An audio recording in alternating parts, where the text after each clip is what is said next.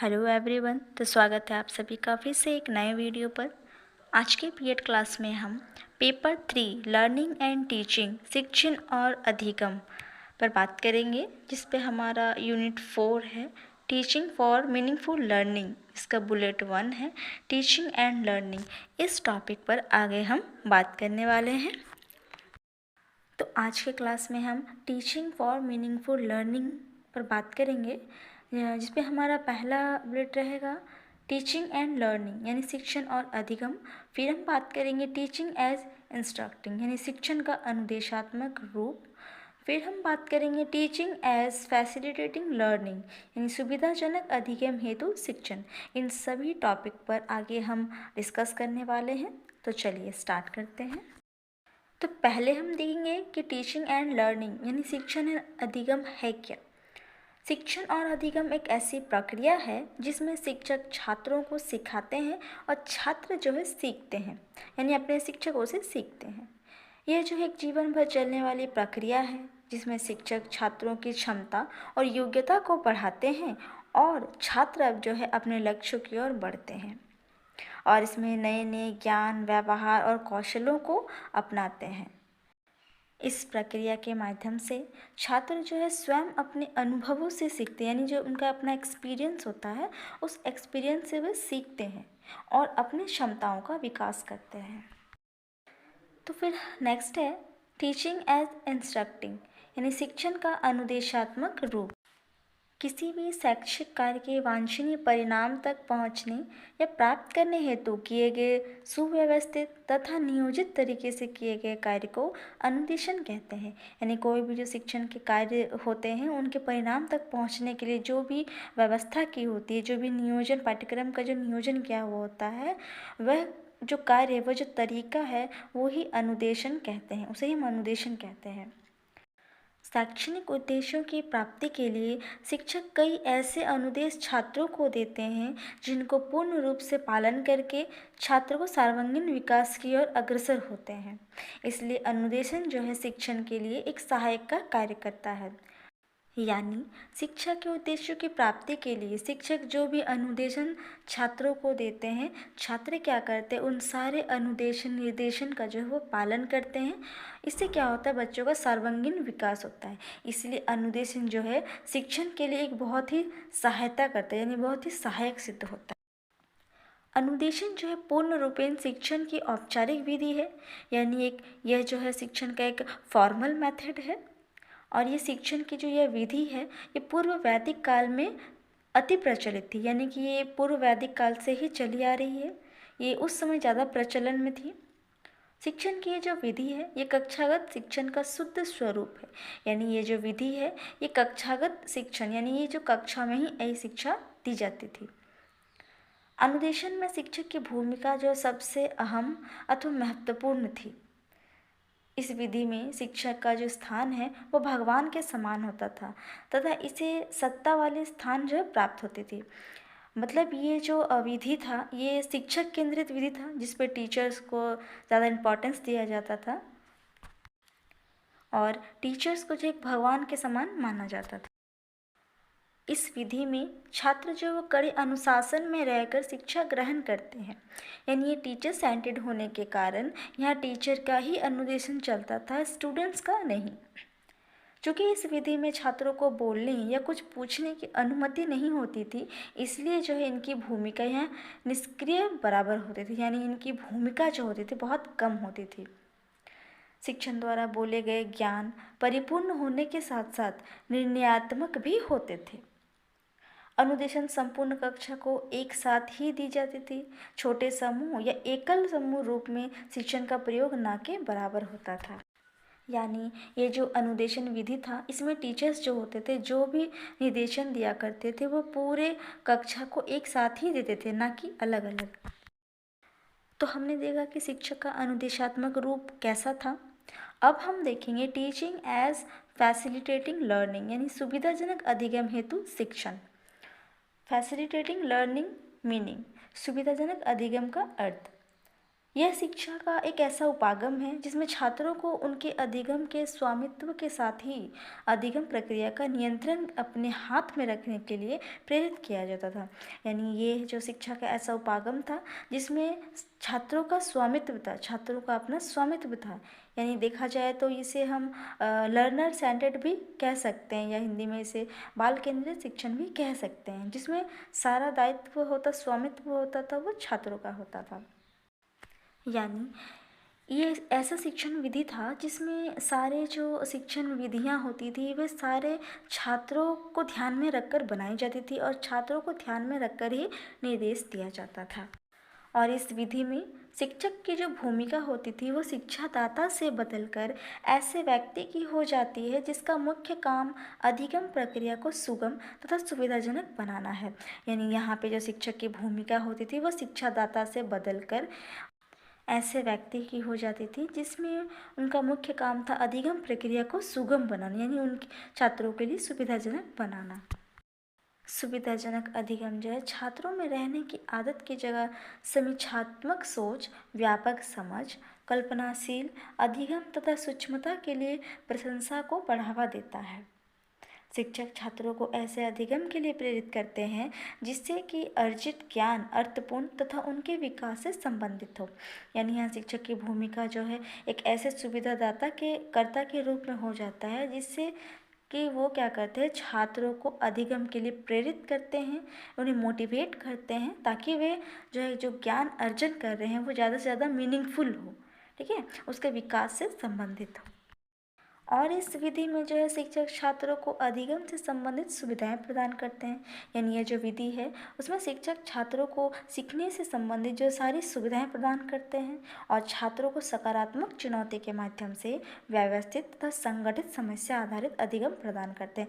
यानी कि इसमें छात्रों के समस्या से संबंधित जो भी चुनौतियाँ आएंगी वे सारी चुनौतियों का वे सामना कर सके, ऐसा अधिगम प्रदान करना उनका लक्ष्य था।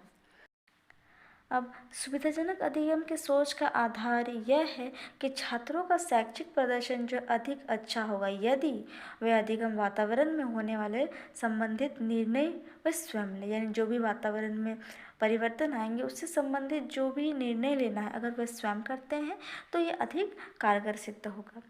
उन्हें व्यक्तिगत रूप से आदर मिले और उन्हें व्यक्तिगत जिम्मेदारियों के लिए विश्वास किया जाए। हमने देखा कि सुविधाजनक अधिगम है क्या।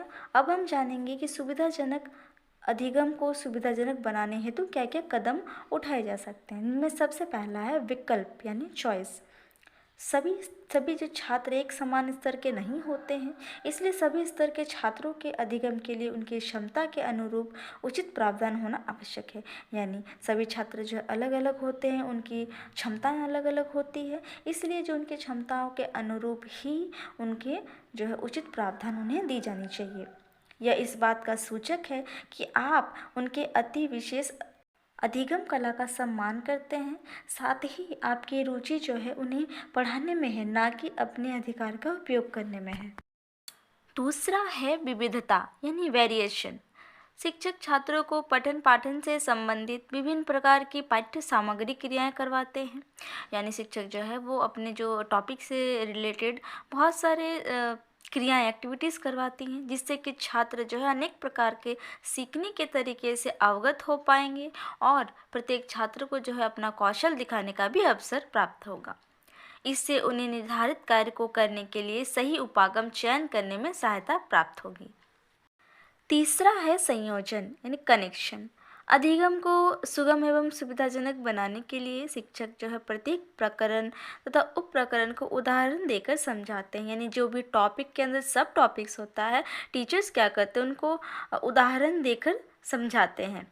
साथ ही उसका वास्तविक जीवन से संबंध भी बताते हैं। यानी कि वास्तविक जीवन से हमारा क्या संबंध है वे भी बताते हैं।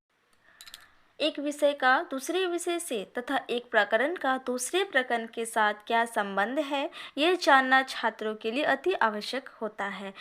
मतलब छात्रों को यह जानना आवश्यक है कि एक टॉपिक का जो दूसरे टॉपिक के साथ क्या रिलेशन है और एक प्रकरण यानी सब टॉपिक का दूसरे सब टॉपिक के साथ क्या रिलेशन है, ये छात्रों को जानना चाहिए।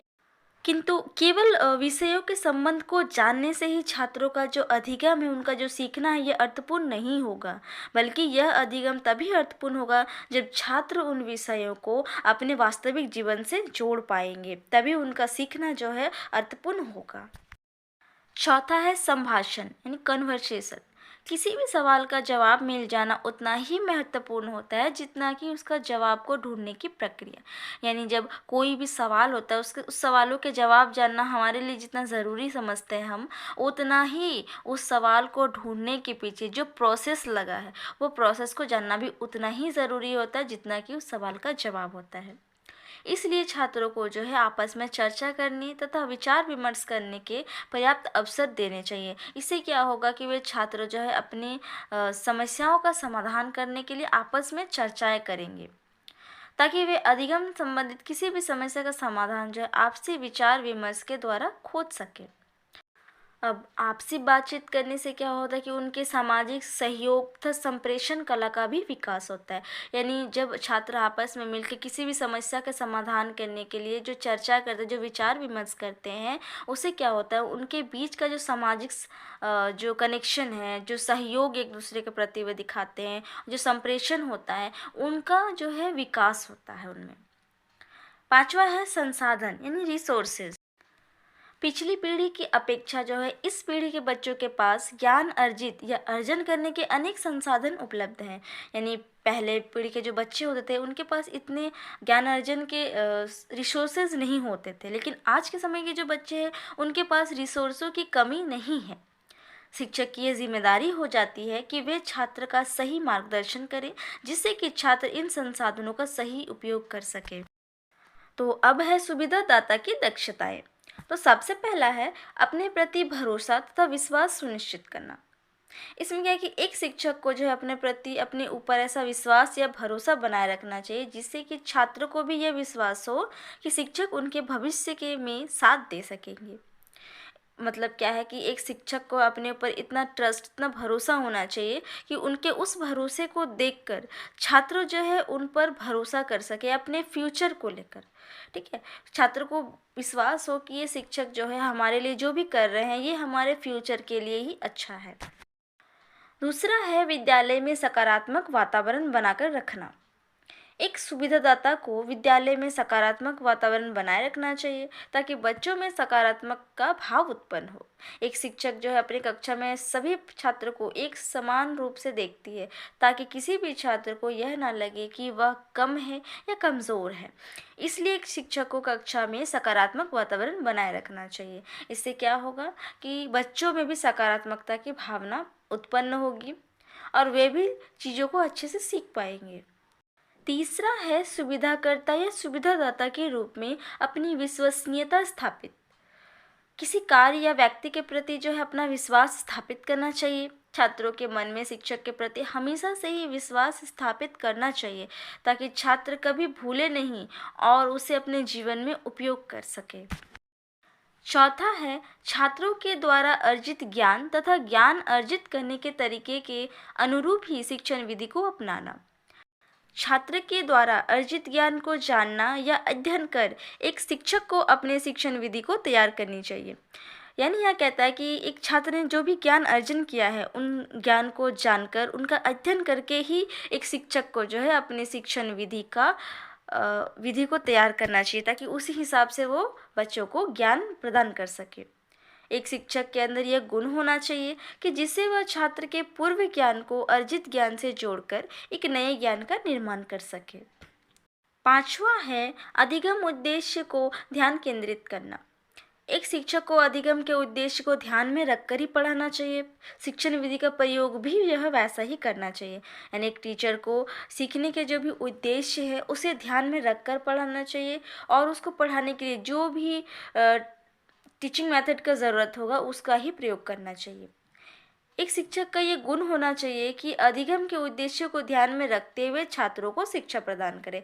यानी यहाँ एक शिक्षक का ये अंदर एक क्वालिटी होना चाहिए कि वह छात्रों के अधिगम से संबंधित जो भी उद्देश्य है उन्हें ध्यान में रखकर ही वो उन्हें शिक्षित करे। ये उनके लिए, छात्रों के लिए लाभदायक होगा। छठा है अर्थपूर्ण अधिगम के लिए छात्रों को सक्रिय रूप से भाग लेने के लिए प्रेरित करना। एक शिक्षक को अर्थपूर्ण अधिगम के लिए छात्रों को जो है सक्रिय रूप से भाग लेने के लिए प्रेरित करना चाहिए।